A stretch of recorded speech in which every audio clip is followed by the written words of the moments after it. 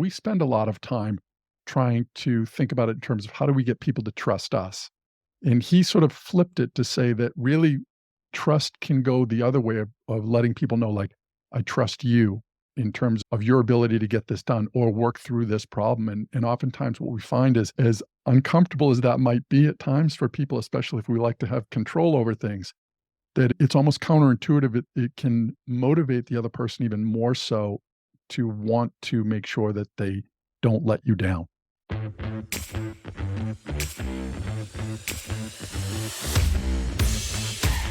Patrick, thank you so much for joining me on the Let's Talk Business podcast. Thank you so much for having me. I really appreciate the time to be here. Sure. So our listeners are used to when I have a guest that was introduced by another guest, I always say that's the purpose. And that's one of the beauties of the show. We get great conversations with one guest and they say, you know what, you got to bring on this Mr. So-and-so on the show. So you were introduced by someone that was already on the show. So I got to see a little bit of the work you do. I would love our listeners to get a little bit of a feel of what you do. I know that you worked 15 years in biotech and now you do all about leadership consulting.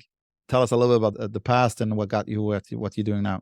Yeah, sure. I will tell you, leadership and personal development, I would say that both have always been something that's been important to me. And when I was in the biotech industry for about 15 years, I was in sales, I was in training, I was in management. What to me was so valuable about being in that industry is that everything that we did was based on research. There was a study that generally would validate why we were asking somebody to do something.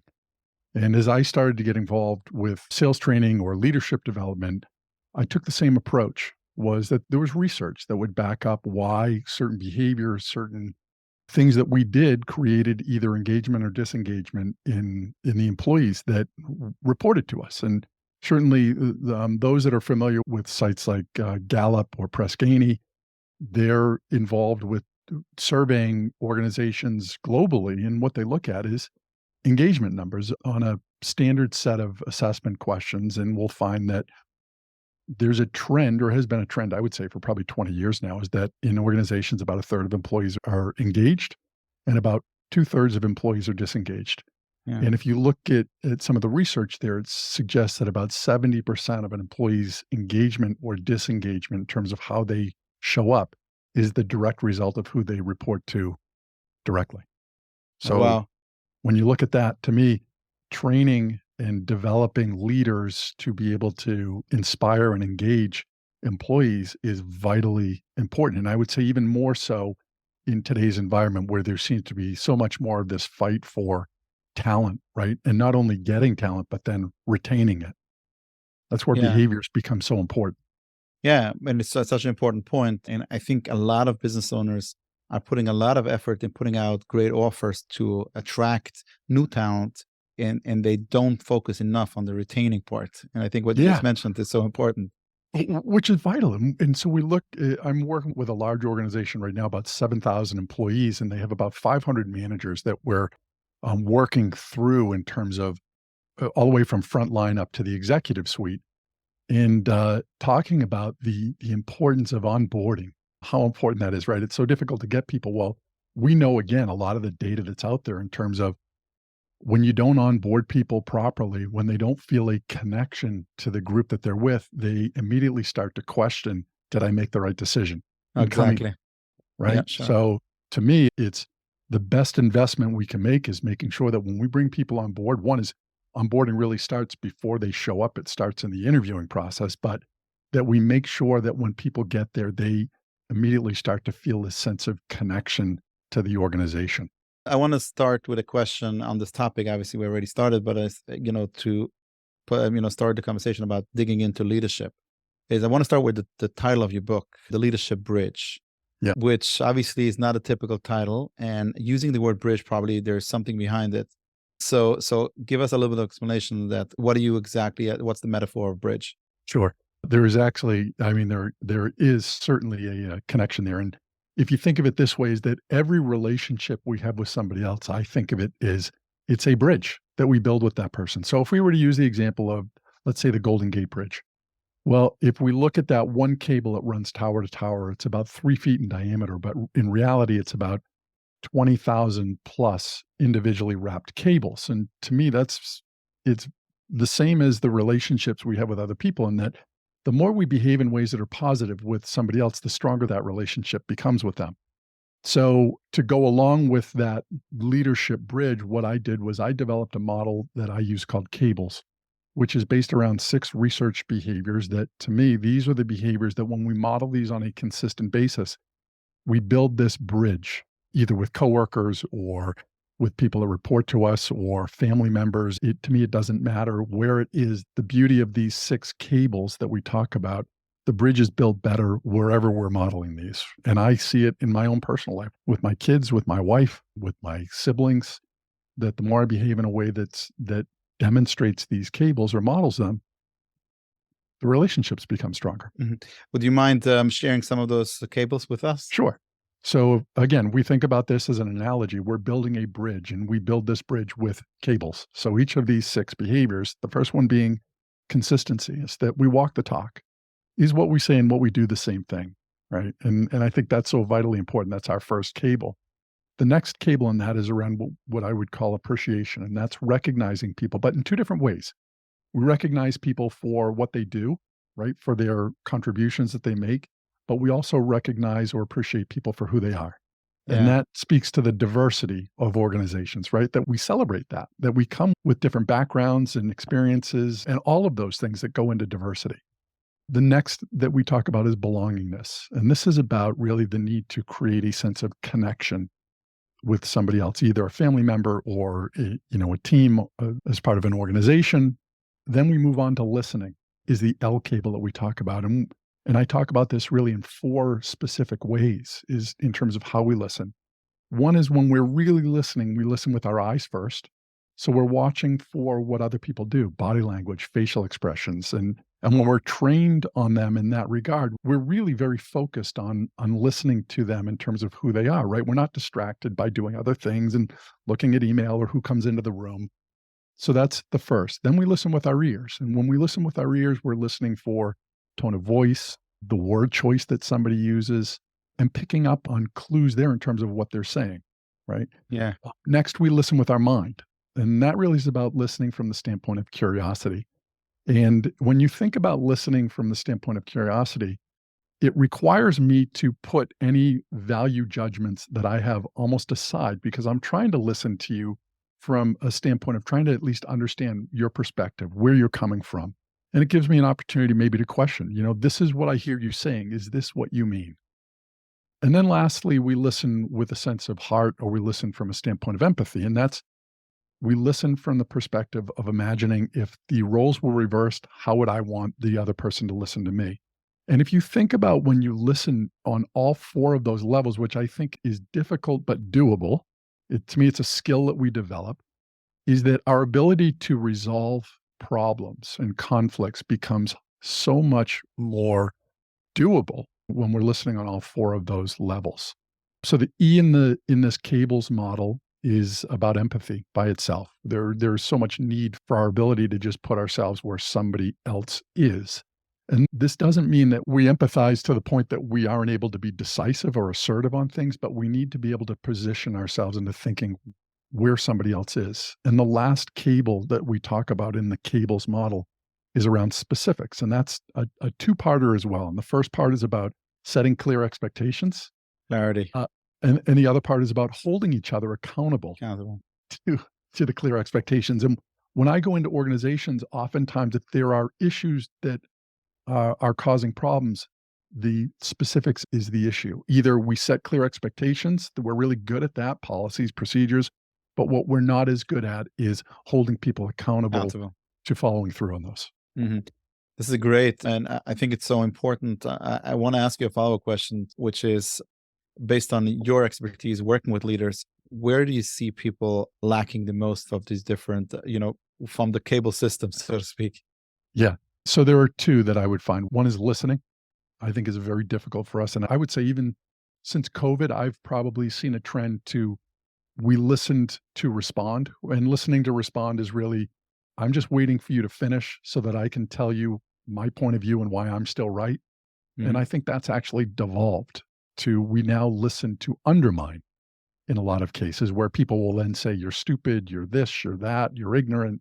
Oh, We wow. don't really listen to understand. So listening is the first part. And again, I would say setting clear expectations and holding each other accountable to those is the other challenge. Yeah, it's amazing. Let me ask you, speaking about leadership, one of the things is we've seen a trend, in this will be different on smaller to mid-sized companies versus large corporations, that you have a better, process of getting promoted to leadership role. Let's call it these small mom and pop businesses. Maybe they have 10 employees, 50 employees, 100 employees. A lot of those leaders are just people from within that have grown to become leaders. And they didn't go to formal training. As far as now, I'm going out from being, doing a project to becoming a leader of a project, and now have people reporting to me. Where would you say is the places where those leaders should focus first in making sure that they're setting themselves a proper foundation to become a leader? In terms of their development. Yes. Yeah. So for me, what I have found most valuable is, right, I have this model called cables. There's a step before that that I think is really important. We talk about social needs, and there's a model that I came across well over 10 years ago that was developed by a neuroscientist named David Rock, and the model is around what's called SCARF. And I've kind of tweaked it a little bit in how I use it present day, but the basis of this is to say that we as humans all have these social needs, and it's not as though everybody has the need to fill all of these buckets the same, but I think it's really important as we interact with other individuals is to understand that we do all have these social needs. So if we were to just use the SCARF model, which is the one that Rock introduced, the first need in this SCARF model, this acronym, is about status. And it's about another person's need to feel valued, appreciated, respected, right? So to think about that as a leader, I think it's important for us to recognize that we all have that on some level. The next one is certainty. And that's the need for people to feel as though they understand, like, what are the rules of the road? So what are the expectations of me? And when we're in environments where it's vague or inconsistent, that creates problems for us.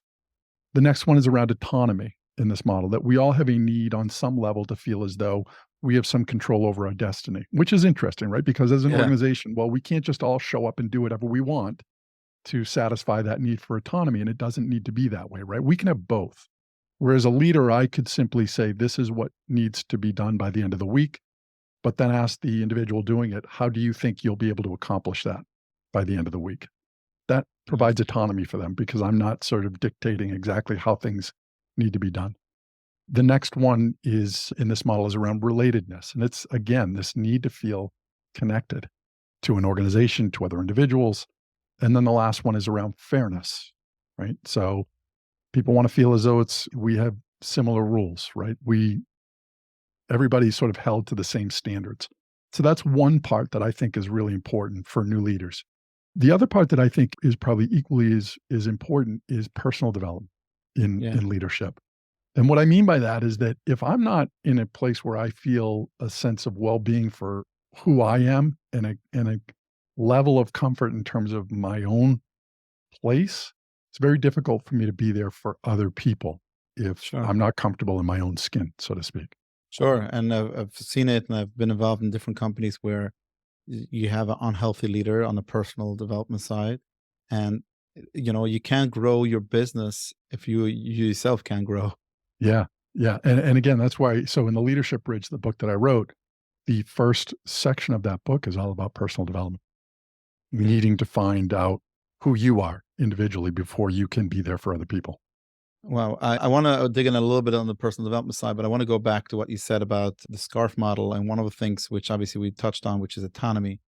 I think this is an important point, and I've seen a lot of leaders suffer, or they just don't understand the leadership role when it comes to, starting to give over responsibilities and delegate projects to their team. And I think it's a twofold. One is it's a problem with the person delegating, understanding what really delegation looks like. And the other side, sometimes it means that, the team member wants the autonomy. And I think what you mentioned before is a great point, where the autonomy is, you know what you need to do, but you're asking the person how they're going to be doing it. As you mentioned before, I want to see if we could go a little bit deeper in that, because I think I've seen this as a huge challenge for leaders, especially in the early stages, where employees today's day and age are just thirsty for the autonomy. and feel that this is my project, this is something I have achieved. But sometimes it's too early in the process. That employee has not yet demonstrated that they could run the project on their own, and it becomes like a free for all. How do you balance that? Yeah.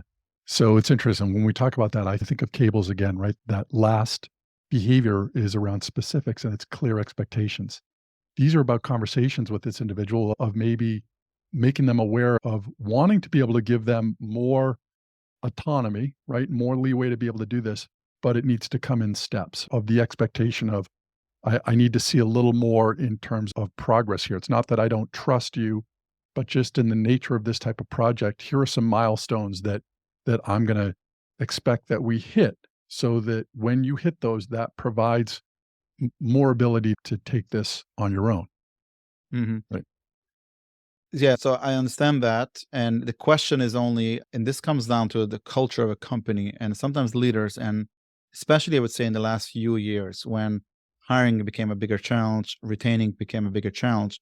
And you have sometimes leaders that are afraid to make a move or to be very decisive and say the specifics, as you mentioned before. And sometimes that also is, the empathy kicks in, as you mentioned before. Let's say somebody's going through a rough time personal, and then their work is slacking, and as a leader, you don't know, like, to what extent does my empathy need to go too far? Ultimately, the company is suffering because I'm not getting the output that we need to get from this individual. How do you lead? How would you train a leader to know to what extent does the empathy have to kick in versus at one point you have to say, you have to stand up for the success of the company?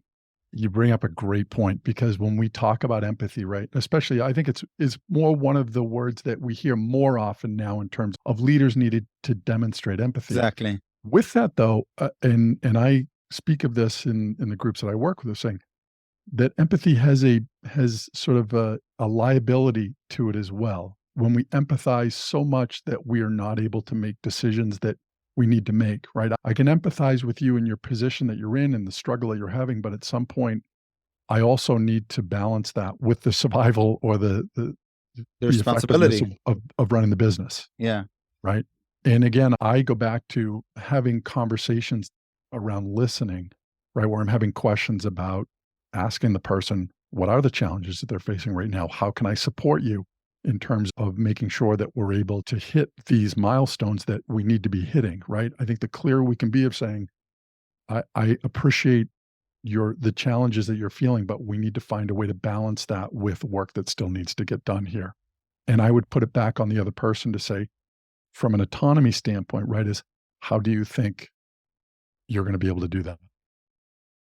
Got it. So So you're bringing in that person into the conversation as far as to make correct. sure that. Got it. Because Got it. if you think about it, right, they're the only ones that can really solve it. If it's their problem, I will be there to support them, but I want to hear from them. How do you think you're going to be able to work through this? And when we do that, I think back to an interview that I had with Stephen M.R. Covey, who wrote a book last year called Trust and Inspire. Yeah. And one of the interesting things in that book is when he talked about trust, he said, as leaders, we spend a lot of time trying to think about it in terms of how do we get people to trust us? And he sort of flipped it to say that really trust can go the other way of letting people know, like, I trust you in terms of your ability to get this done or work through this problem. And oftentimes what we find is as uncomfortable as that might be at times for people, especially if we like to have control over things, that it's almost counterintuitive. It can motivate the other person even more so to want to make sure that they don't let you down, that they deliver on what you're Yeah. asking them to do. Yeah. One of the things that I've been, pretty adamant about when it comes to leadership, like we have these reviews, we call it KRA reviews, quarterly, monthly, whatever, depending on where you are in the company. And most of those conversations are what the leader has prepared himself, what to share with a team member. Because most of the times, okay, call you in well, let's schedule a meeting. I need to review everything with like your key results areas.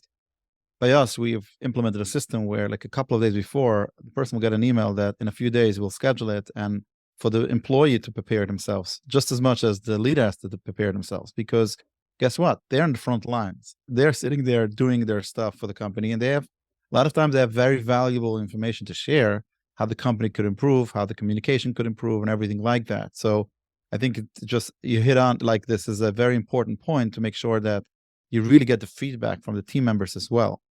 Yeah, and it's along those lines that when I go into an organization, especially one that might be having challenges, say, the answers to the problems that you're facing right now are within the walls of this organization for the most Exactly. part. What happens though is that people don't get tapped on the shoulder to be asked like, how do you think you can solve this? And especially frontliners, they often are the ones that see things at the level that really needs to change. And I think there's an older mentality of, well, they clearly don't know how to address this issue, right? They're good at what they do, but let's do this sort of serious thinking at the executive level or at a higher level, when in reality, Exactly.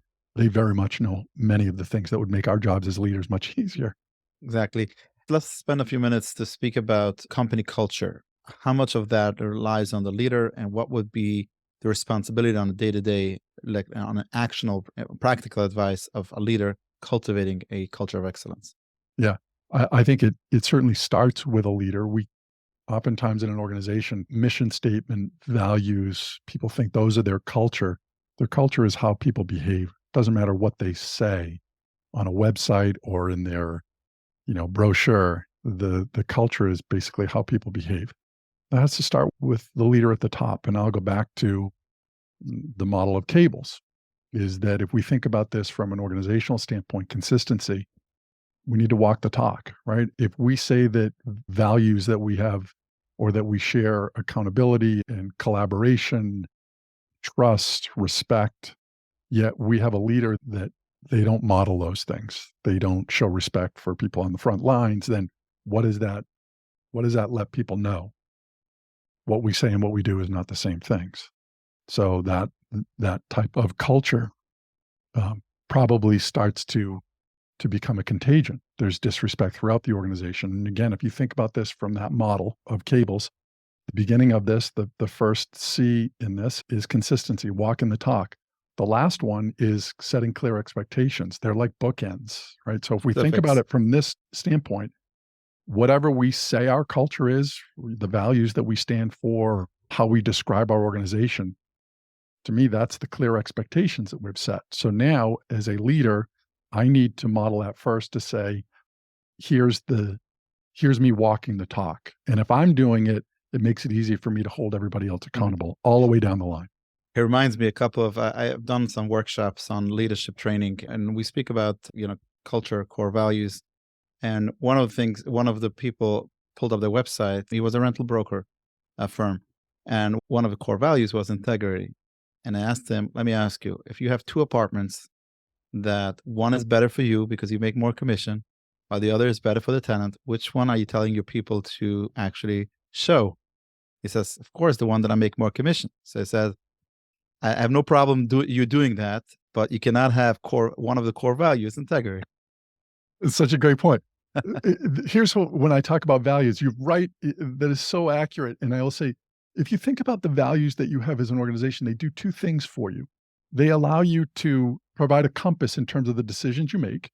Where, again, to your point, if we say that integrity is one of our values, to me, that's like a litmus test of saying, this decision that we're going to make right now, is it aligned with our value? If it's not, one of two things needs to happen. Either we don't make that decision, or as you said, we take that value off of our list. I think it also does it for behaviors as well, where I can ask myself, is my behavior right now aligned with integrity or not? And to me, those are the two just powerful ways that we can leverage organizational values as opposed to just sort of having them out there on our website or in, onboarding material, that we live those values because they provide such such an opportunity for us when we really leverage those in terms of how we make decisions. And if you think about this from the standpoint of social needs, if we are if fairness is right as one of those social needs, that if we walk the talk, if we model our values, then fairness probably gets satisfied on a very regular basis just Yeah, by us aligning ourselves with what we say we stand for. exactly. I want to go back to personal development, as I said before, and then I'm not going to keep you too long. I know that you have a hard stop. So, on personal development, for leaders listening to this, most leaders will tell you, "I'm so busy. I have so much stuff on my plate. How do I get to personal development?" Well, that's some practical advice. how somebody could consistently add some development into their schedule. Yeah, love it. So there's a model that I created called Power, and it's based on some work that was done by a researcher named Sean Aker a number of years ago. And I think this was done in 2008, and I believe it was done down in New York City in the financial district. He worked with an organization down there in 2008, and it was basically around creating an environment of happiness. He called it the 21-day happiness challenge. And what he asked individuals to do was there were 5 activities. People had to every day write down 3 things they're grateful for. They had to do something for somebody else during the day. They had to write down what they were grateful for during the day. So what went well today? They had to go for a walk for about 10 minutes or do some type of exercise, but only for 10 minutes.